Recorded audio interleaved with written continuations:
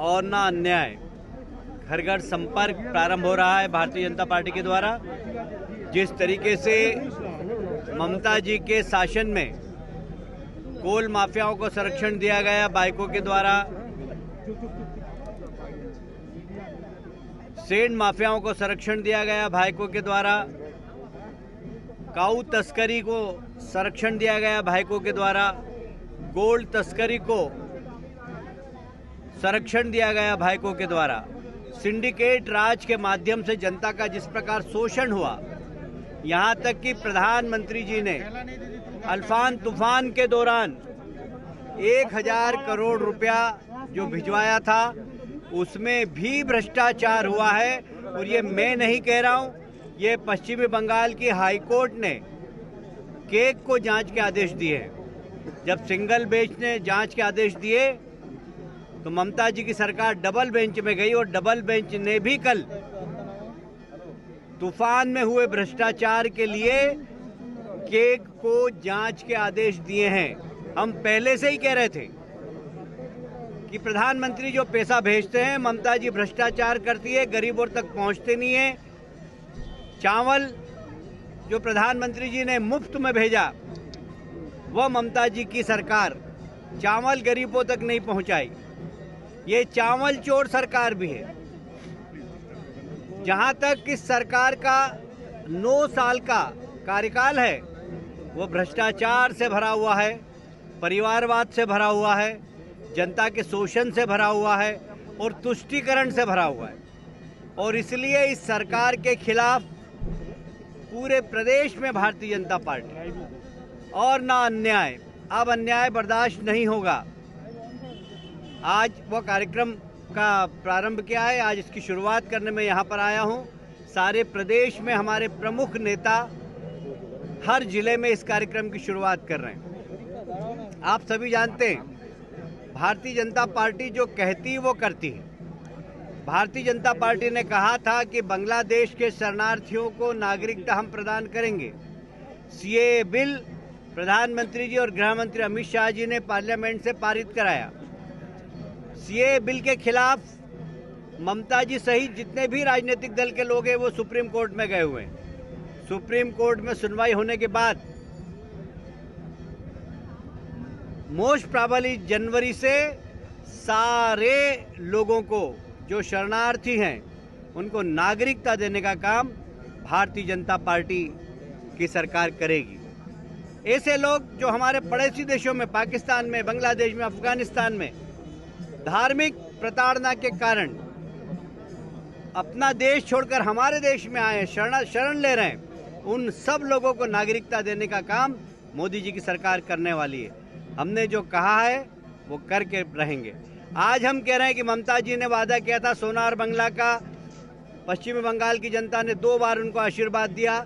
सोनार बंगला तो नहीं बन पाया, पर एक ऐसा बंगला बनता जा रहा है जहां पर विदेशी घुसपैठी आ रहे हैं। हमारे संस्कार और संस्कृति को खतरा है। हमारे यहाँ दुर्गा पूजा मनाना कठिन है, मुहर्रम बनाना आसान है, सरकार उनको संरक्षण देती है।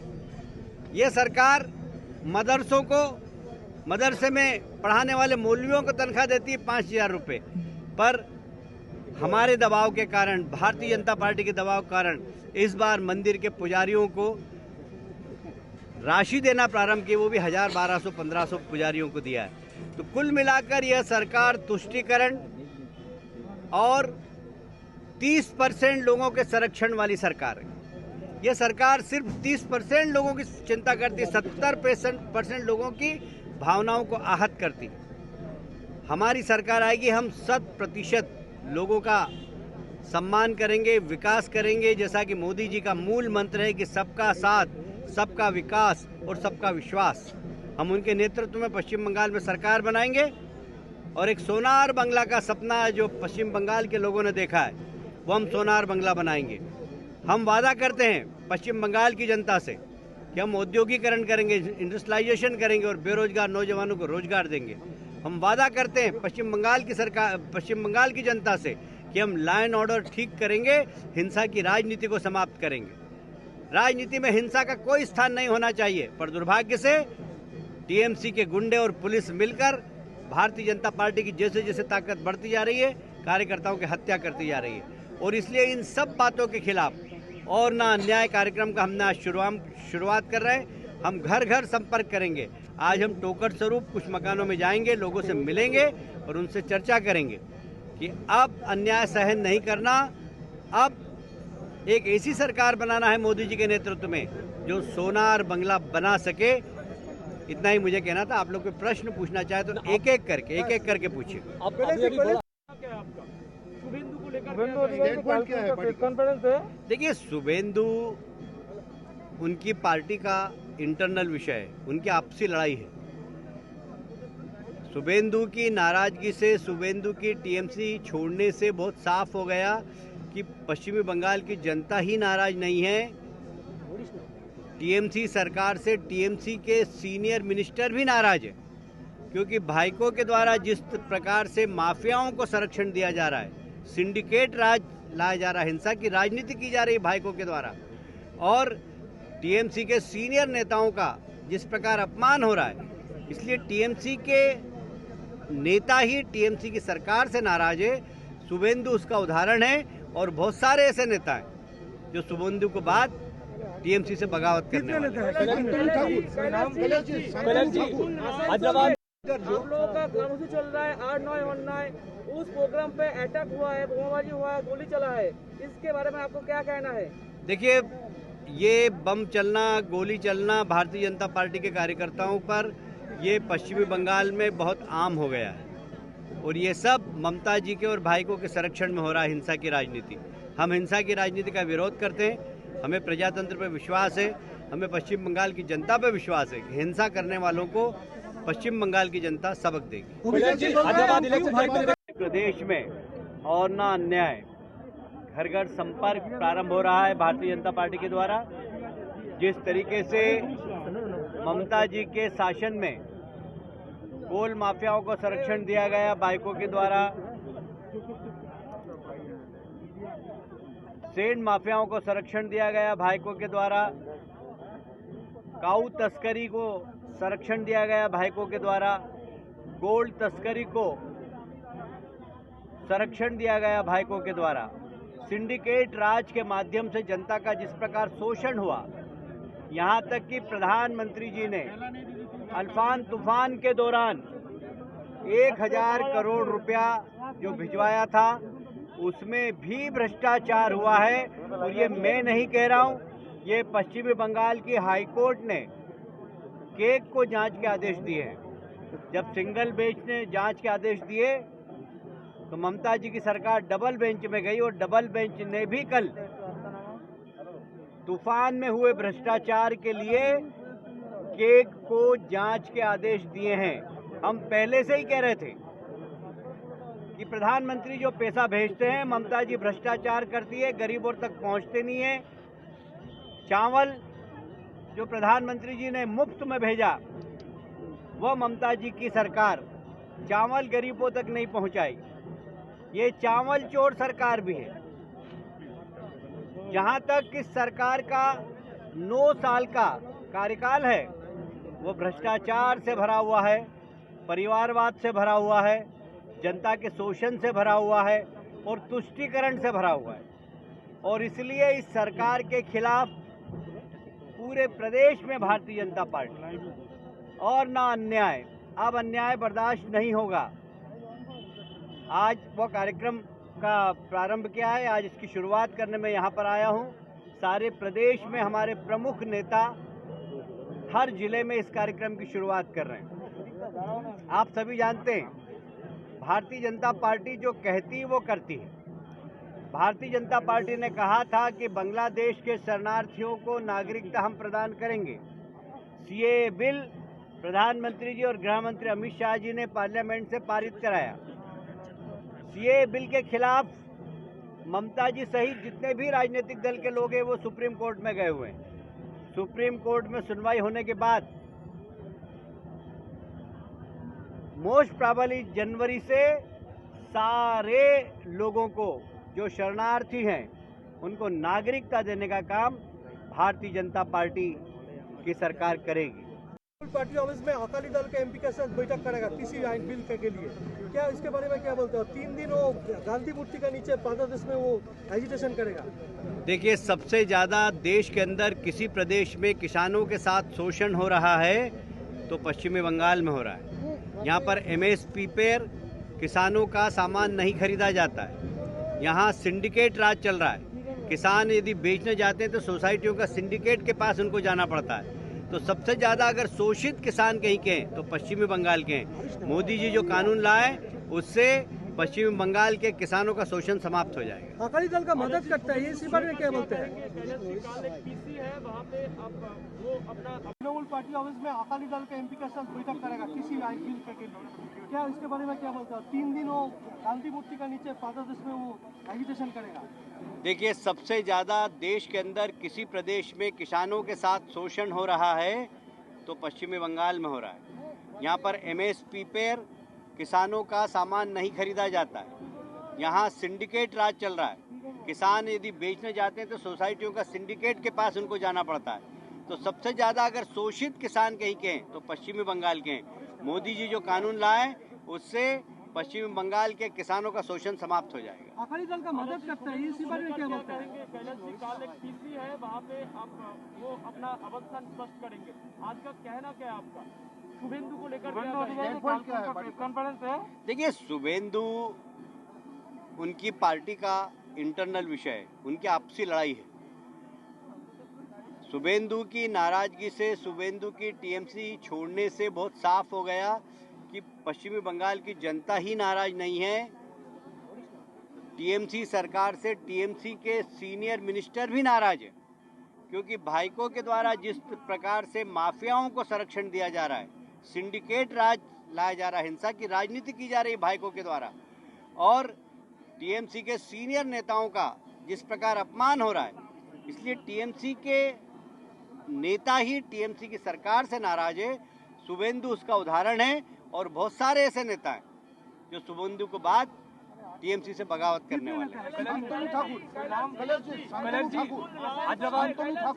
कुछ नाराज है और मोतुआ कम्युनिटी के लीडर जो आप लोगों का ग्रामोत्सव चल रहा है 8-9 ऑनलाइन, उस प्रोग्राम पे अटैक हुआ है, बोमाबाजी हुआ है, गोली चला है, इसके बारे में आपको क्या कहना है?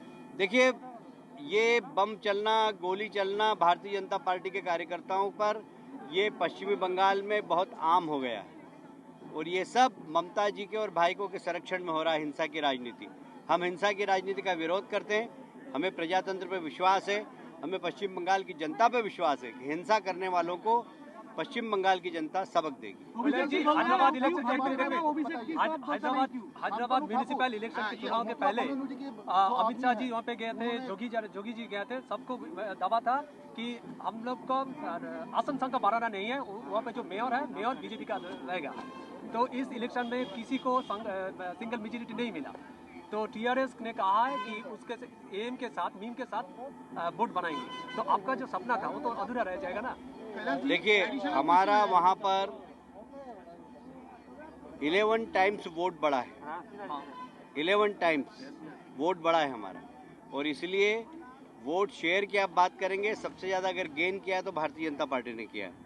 हम मेयर नहीं बना सके तो मेयर कोई भी नहीं बना पा रहा, और इसलिए गठबंधन की मीम और गठबंधन का मेयर बनेगा। जनता का मैंडेट है, पर भारतीय जनता पार्टी को पहले से 10 गुना ज़्यादा हैदराबाद की जनता ने प्यार दिया है। इसका प्रमाण है कि दक्षिण में भारतीय जनता पार्टी की लोकप्रियता और मोदी जी की लोकप्रियता बढ़ी। लेकिन वो लोग आरोप कर रहा है अभी हॉट सेटिंग चलेगा। 83% आर माइनॉरिटी पीपल रहते हैं, उधर में बीजेपी 33% वोट अचीव किए हैं। तो एक स्टेट में जहाँ पे माइनॉरिटी आदमी ज्यादा रहते हैं वहाँ पे बीजेपी का वोट गेन हो रहा है। बंगाल में भी क्या ऐसा पॉसिबल है?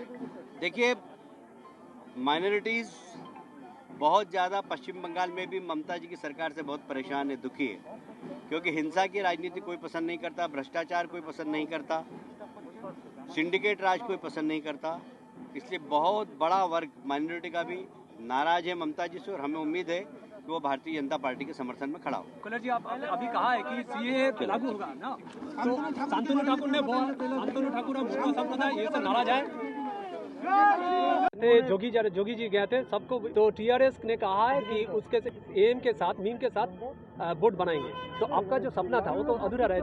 देखिए, हमारा वहाँ पर 11 टाइम्स वोट बढ़ा है। 11 टाइम्स वोट बढ़ा है हमारा, और इसलिए वोट शेयर की आप बात करेंगे, सबसे ज़्यादा अगर गेन किया है तो भारतीय जनता पार्टी ने किया है। हम मेयर नहीं बना सके तो मेयर कोई भी नहीं बना पा रहा, और इसलिए गठबंधन की मीम और गठबंधन का मेयर बनेगा। जनता का मैंडेट है, पर भारतीय जनता पार्टी को पहले से 10 गुना ज़्यादा हैदराबाद की जनता ने प्यार दिया है। इसका प्रमाण है कि दक्षिण में भारतीय जनता पार्टी की लोकप्रियता और मोदी जी की लोकप्रियता बढ़ी। लेकिन वो लोग आरोप कर रहा है अभी हॉट स्टेडिंग चलेगा। क्या बताएंगे? उधर में बीजेपी 33% वोट अचीव किए हैं, तो एक स्टेट में जहाँ पे माइनॉरिटी आदमी ज्यादा रहते हैं वहाँ पे बीजेपी का वोट गेन हो रहा है। बंगाल में भी क्या ऐसा पॉसिबल है? देखिए, माइनॉरिटीज़ बहुत ज़्यादा पश्चिम बंगाल में भी ममता जी की सरकार से बहुत परेशान है, दुखी है, क्योंकि हिंसा की राजनीति कोई पसंद नहीं करता, भ्रष्टाचार कोई पसंद नहीं करता, सिंडिकेट राज कोई पसंद नहीं करता। इसलिए बहुत बड़ा वर्ग माइनॉरिटी का भी नाराज है ममता जी से, और हमें उम्मीद है कि वो भारतीय जनता पार्टी के समर्थन में खड़ा हो। कुलर जी, आप अभी लोग को आसन संघ का बढ़ाना नहीं है, वहाँ पे जो मेयर है मेयर बीजेपी का रहेगा। तो इस इलेक्शन में किसी को सिंगल मेजॉरिटी नहीं मिला, तो टीआरएस ने कहा है कि उसके एम के साथ मीम के साथ बोर्ड बनाएंगे। तो आपका जो सपना था वो तो अधूरा रह जाएगा ना। देखिए, हमारा वहाँ पर 11 टाइम्स वोट बढ़ा है। 11 टाइम्स वोट बढ़ा है हमारा, और इसलिए वोट शेयर की आप बात करेंगे, सबसे ज़्यादा अगर गेन किया है तो भारतीय जनता पार्टी ने किया है। हम मेयर नहीं बना सके तो मेयर कोई भी नहीं बना पा रहा, और इसलिए गठबंधन की मीम और गठबंधन का मेयर बनेगा। जनता का मैंडेट है, पर भारतीय जनता पार्टी को पहले से 10 गुना ज़्यादा हैदराबाद की जनता ने प्यार दिया है। इसका प्रमाण है कि दक्षिण में भारतीय जनता पार्टी की लोकप्रियता और मोदी जी की लोकप्रियता बढ़ी। लेकिन वो लोग आरोप कर रहा है अभी हॉट स्टेडिंग चलेगा। उधर में बीजेपी 33%। बांग्लादेश में, अफगानिस्तान में धार्मिक प्रताड़ना के कारण अपना देश छोड़कर हमारे देश में आए, शरण ले रहे हैं, उन सब लोगों को नागरिकता देने का काम मोदी जी की सरकार करने वाली है। हमने जो कहा है वो करके रहेंगे। आज हम कह रहे हैं कि ममता जी ने वादा किया था सोनार बंगला का, पश्चिमी बंगाल की जनता ने 2 बार उनको आशीर्वाद दिया। सोनार बंगला तो नहीं बन पाया, पर एक ऐसा बंगला बनता जा रहा है जहां पर विदेशी घुसपैठी आ रहे हैं। हमारे संस्कार और संस्कृति को खतरा है। हमारे यहाँ दुर्गा पूजा मनाना कठिन है, मुहर्रम बनाना आसान है, सरकार उनको संरक्षण देती है। ये सरकार मदरसे में पढ़ाने वाले मौलवियों को तनख्वाह देती है 5,000 रुपये, पर हमारे दबाव के कारण, भारतीय जनता पार्टी के दबाव के कारण इस बार मंदिर के पुजारियों को राशि देना प्रारंभ की, वो भी 1,000, 1,200, 1,500 पुजारियों को दिया है। तो कुल मिलाकर यह सरकार तुष्टीकरण और 30% लोगों के संरक्षण वाली सरकार है। यह सरकार सिर्फ 30% लोगों की चिंता करती, 70% लोगों की भावनाओं को आहत करती। हमारी सरकार आएगी, हम 100% लोगों का सम्मान करेंगे, विकास करेंगे, जैसा कि मोदी जी का मूल मंत्र है कि सबका साथ, सबका विकास और सबका विश्वास। हम उनके नेतृत्व में पश्चिम बंगाल में सरकार बनाएंगे, और एक सोनार बंगला का सपना है जो पश्चिम बंगाल के लोगों ने देखा है, वो हम सोनार बंगला बनाएंगे। हम वादा करते हैं पश्चिम बंगाल की जनता से कि हम औद्योगिकरण करेंगे, इंडस्ट्रियलाइजेशन करेंगे और बेरोजगार नौजवानों को रोजगार देंगे। हम वादा करते हैं पश्चिम बंगाल की जनता से। देखिए, ऐसा है, पश्चिम बंगाल की सरकार भ्रष्ट सरकार है, हिंसा की राजनीति करने वाली सरकार है, माफियाओं को संरक्षण देने वाली सरकार है। भाइकों की भूमिका इस प्रदेश के अंदर कोल माफियाओं को संरक्षण देना, सैंड माफियाओं को संरक्षण देना, गोल्ड माफियाओं को संरक्षण देना, सिंडिकेट राज चलाना और हिंसा की राजनीति करना, ये ममता सरकार की पहचान होगी, और इन सब गलत कामों को संरक्षण देते हैं भाई को। कुल मिलाकर इस प्रदेश को बचाना है अगर, तो हमें ममता जी से और भाइकों से इस प्रदेश को बचाना पड़ेगा, उन्हें अपदस्थ करना पड़ेगा, और ये बहुत ज़रूरी है। अभी आप देखिए उदाहरण, अल्फान तूफान के दौरान प्रधानमंत्री जी ने 1000 करोड़ रुपए दिए, उसका वितरण ठीक तरीके से नहीं हुआ। हाईकोर्ट ने केक को जांच करने के आदेश दिए, सिंगल बेंच ने दिए थे। उसके बाद राज्य सरकार डबल बेंच के पास गई, डबल बेंच ने भी कह दिया कि केक 3 महीने के अंदर जांच करके रिपोर्ट प्रस्तुत करें। हाईकोर्ट ने आपत्ति की है, इसका मतलब है कि बड़ा भ्रष्टाचार हुआ है और ये सरकार भ्रष्ट है, गरीबों का पैसा खा रही है। जो अल्फान का पैसा गरीबों को, जिनका मकान टूटा था, उनको मिलना चाहिए था, वो सब टीएमसी के कार्यकर्ताओं में बांट दिया गया। ये गरीबों का पैसा खाने वाली, सिंडिकेट चलाने वाली सरकार है और इस सरकार को अपदस्थ करने का संकल्प भारतीय जनता पार्टी। आज के सायंतन बसे मिছিলে हमला হয়েছে আর বারাবণী तो ये घटना घटेছে। ये सामान्य, अभी कुछ बिहार में भी हमें सूचना मिली कि वहाँ पर भी कार्यकर्ताओं के ऊपर हमला हुआ। आसनसोल ज़िले में अभी मैं कालीदास, हमारे कार्यकर्ता कालीचरण दास, उसको मैं देख कर आ रहा हूँ, उसके सीने में गोली लगी। डॉक्टर से बात की, डॉक्टर ने कहा है 24 घंटे हम ऑब्जर्वेशन में रखेंगे, उसके बाद ऑपरेशन करके गोली निकालने का प्रयास करेंगे। वो सीरियस कंडीशन में है। কোচবিহারে টিএমসি নেতার উপর হামলা হয়েছে, তার গাড়ি ভাঙচুর হয়েছে, অভিযোগ बीजेपी की। देखिए, बीजेपी के ऊपर झूठा आरोप लगा रहे हैं।